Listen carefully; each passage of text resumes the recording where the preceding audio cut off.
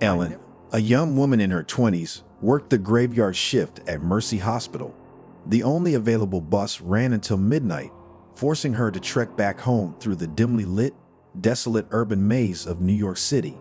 Her apartment was 6 blocks away, but those blocks felt like miles under the moonless sky. One particular night, after a long and grueling shift, she felt the air was heavier than usual. There was a tension she could not shake off, a sensation of being watched. She looked back down the path she'd come from and saw nothing but an empty road bathed in sporadic lamplight. Then, from the shadowy alleys, a man emerged. At first, he was just a silhouette, a shifting shape amid the darkness.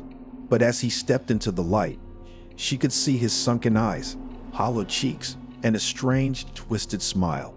His gaze was fixed on her, making her blood run cold. He started to follow her, matching her steps, his silhouette stretching and morphing under the flickering streetlights. Part 2, the sinister pursuit. In fear, she quickened her pace, but the sound of his footsteps only grew louder. Her heart pounded in her chest as she began to run, her breath hitching.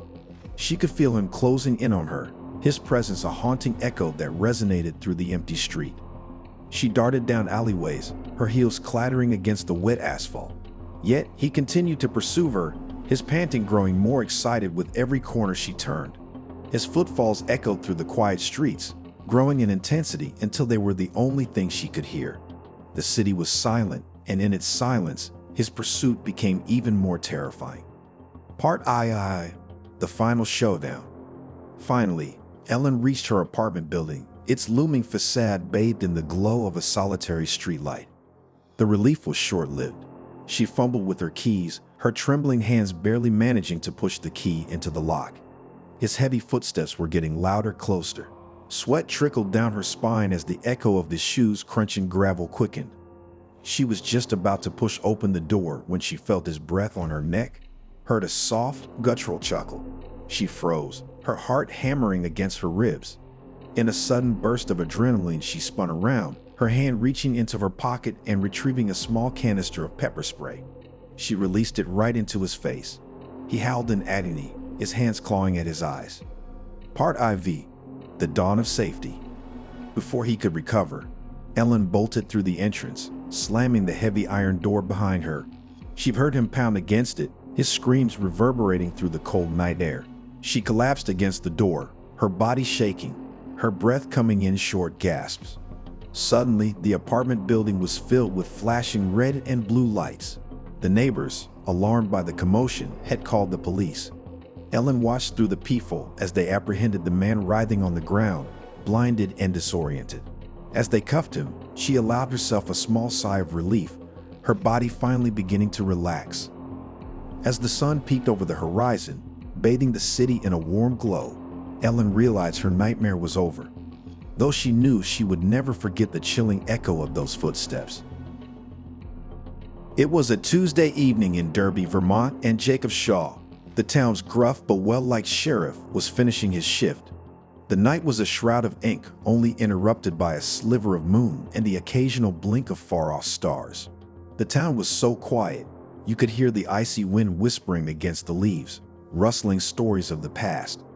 One such story had been on Jacob's mind for weeks, an old Inuit legend his grandmother used to tell him about a malevolent spirit, a Wendigo, a soul eater that was once human but transformed after a terrible act of cannibalism, driven by insurmountable hunger and harsh winter. The story had seemed just a folklore tale until a series of inexplicable occurrences began to shake the sleepy town of Derby. Livestock had been found gutted, bodies stripped to the bone, that remained scattered across Snow Street pastures. Then, people began disappearing, vanishing from their homes without a trace. The town was in a grip of fear, whispers of the Wendigos circling like a chilling breeze. Jacob wasn't one to believe in such myths, but the strange events had even him questioning his steadfast logic. He had found strange tracks near the sites of the attacks, human-like, but with elongated footprints, a haunting echo of a creature that should not exist. As he was about to head home, a frantic call came through his radio. "Sheriff, it's the Johnson farm. Something's there." He revved up his pickup and drove down the winding roads, the tires squealing against the frost-kissed asphalt. The Johnson farm was a sad sight. The fields lay barren and the once vibrant farmhouse now a decrepit husk. As he arrived, he saw Ed Johnson, the family's patriarch, outside holding a shotgun, his eyes wide with terror. His gaze was fixed on the barn.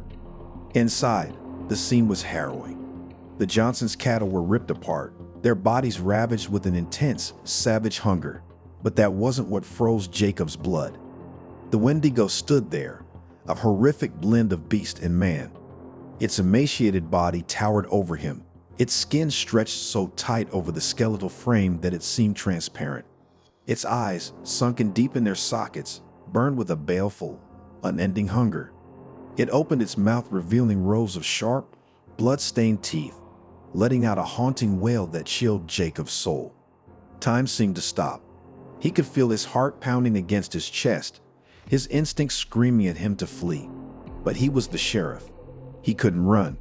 Pulling out his service revolver, he fired at the beast, the loud bang echoing in the barn. The bullets hit the Wendigo, but it barely flinched, the wounds on its body healing as quickly as they appeared. Its gaze never left Jacob, a predator locking onto his prey. Ed appeared at the barn door, his shotgun in hand. With a terrified yell, he unloaded both barrels at the Wendigo. But like before, the wounds healed almost instantly. The Wendigo turned its attention to Ed, and with a speed that belied its size, it lunged at him. "No!"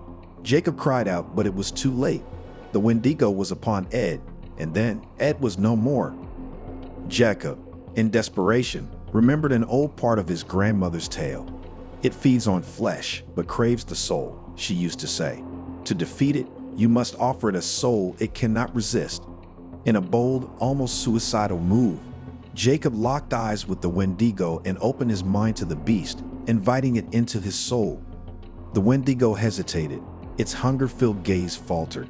For a moment, it seemed to human, a twisted mirror of what it once was. Then it lunged at Jacob.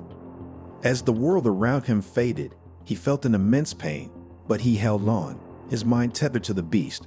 They tumbled into a strange space, a battle of wills in the eerie darkness of the Wendigo's soul. Jacob saw its memories, its transformation, the countless lives it had taken. With a surge of determination, Jacob pushed back, his resolve becoming a beacon in the dark. He felt the Wendigo weaken, its hunger slowly fading. Then, with one final push, he severed the connection, returning to the physical world. He found himself back in the barn, the Wendigo gone. Ed was still dead, but the terror was over. The Wendigo was no more, but in its place, Jacob was left with a haunting memory, a piece of the creature forever etched into his soul. He had survived the Wendigo, but at what cost? As he stared at his hands, now trembling, he wondered whether he had defeated the beast or merely taken its place.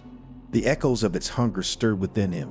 The town was safe, but the true horror, he realized, had just begun. The smell hit me first. Decades of rust and decay met with the pungent reminder of oils long dried and gears long seized. The mammoth, decaying industrial complex stood like a relic from a forgotten era, a chilling testament to the history of violence it had harbored. As a master mechanic with a soft spot for antique machinery, I, Jack Halsey, had made a career out of restoring old factories. But this factory had a sinister reputation. Everyone in the small town of Hanford would speak about it in hushed, trembling whispers. They said it was cursed, haunted by a psychopathic killer who made it his lair. One crisp June evening, I found myself staring at the monstrous structure, the dim twilight giving it an even more eerie outlook. The story was, the previous owners had hired some deranged ex-con for maintenance who, after being fired, swore bloody vengeance. They found bodies, gruesomely dismembered, strewed across the factory floors, some stuffed into rusty boilers or tossed into vats of chemicals. They never caught him, and the factory was abandoned. "Jack, don't go there," they said. But logic is a stubborn master. It was the perfect project to establish myself as the premier restoration mechanic in the region. Overriding my fear with ambition, I packed my toolbox, picked my courage, and stepped into the complex. The atmosphere inside was palpably dense, oppressive even. It felt as though the shadows themselves clung to me, seeping into my very pores. I descended into the factory's belly, every crunch of my boots on the gravelly floor echoing ominously. I tried to focus on the task at hand, examining the monstrous boilers, the twisted pipes, and the corroded machinery became a welcome distraction from the eerie silence. Then I heard it, the softest creak, a barely audible shuffle. I froze, my heart hammering in my chest. Was it just my imagination playing tricks? I spun around, flashlight in hand. Nothing. Shaking it off as paranoia, I continued my work. A blood-curdling scream sliced through the silence. It echoed in the vastness of the factory, bouncing off the cold metal walls, growing louder, intensifying. I felt the hairs on my neck stand as a shiver ran down my spine. The scream had come from deep within the factory. Panic started to creep in, wrapping its cold, skeletal fingers around my heart, but I couldn't let it consume me. Thinking on my feet, I rummaged through my toolbox, pulling out an old wrench. My palms were sweaty, but my grip was steady. I had to be resourceful, using the knowledge of the complex layout I gathered. I quietly moved, sticking to the shadows, my wrench my only ally in the cavernous factory. Another scream pierced the night, this one closer. My skin crawled as I peered around a rusty column to see a horrifying sight. A man, covered in grim and filth, was hunched over a makeshift operating table. His eyes held a twisted glint, a sickening smile etched on his face. A blood-soaked apron clung to his body as he hummed a haunting tune, relishing in the horrifying act. Fear bubbled inside me, the grotesque image etching itself into my mind. But there was no time for fear.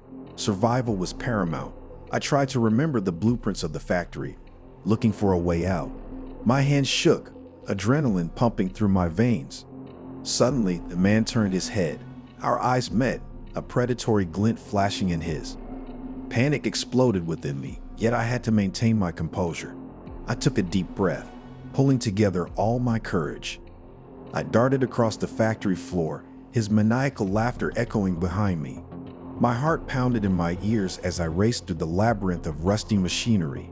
I had to be smarter, faster, if I hoped to survive. I remembered a hidden exit in the blueprint, a forgotten chute used for discarding scrap. I sprinted towards the chute, praying it was operational.